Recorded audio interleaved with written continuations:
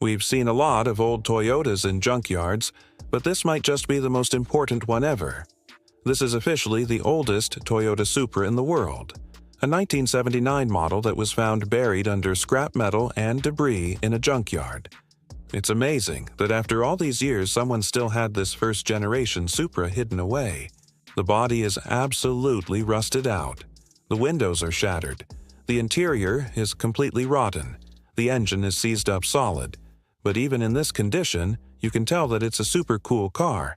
This is a first-generation Toyota Supra, also known as the MK1.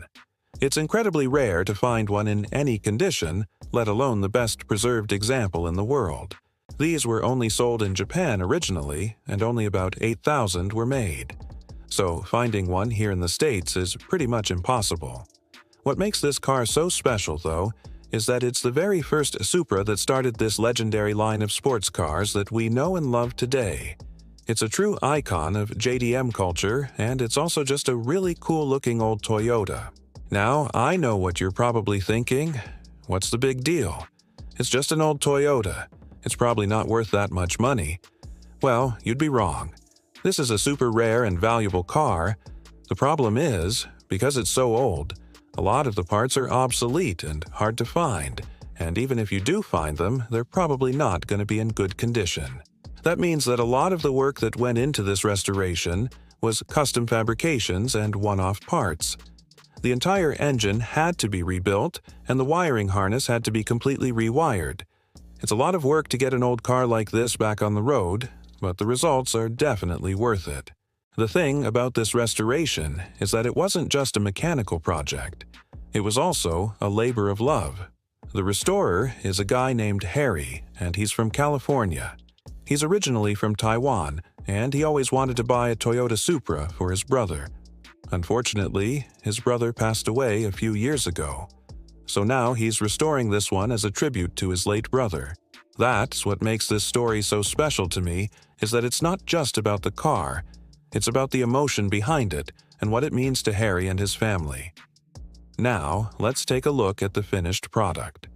After all that hard work, this thing looks amazing. It looks almost brand new. You wouldn't believe how much work went into this car. It's truly a masterpiece. The body is painted in a beautiful pearl white, and it looks absolutely stunning. The paint job is so good that you can see your reflection in it. Under the hood is where things get really interesting. The original engine was a 2.6-liter inline-six that produced 101 horsepower. But that's not what's in this car. This has a turbocharged inline-six from a later model Supra. That's right. This old Supra has more power than it did brand new. I think that's pretty cool. It's a great way to honor the car's history while also making it a little bit more fun to drive. The interior is also pretty cool. The dash was swapped with a digital one from a newer Supra. It's a nice upgrade over the original gauges. And the seats are some cool retro sports seats. They're not original, but they definitely fit the look. Overall, this is one awesome-looking Toyota Supra. It's a perfect blend of old school and new school. It's fast and fun to drive, but it also pays tribute to the history of the Supra. If you're a fan of old Japanese cars or just cool-looking cars in general, then you'll definitely appreciate this one. Thanks for watching, and see you next time.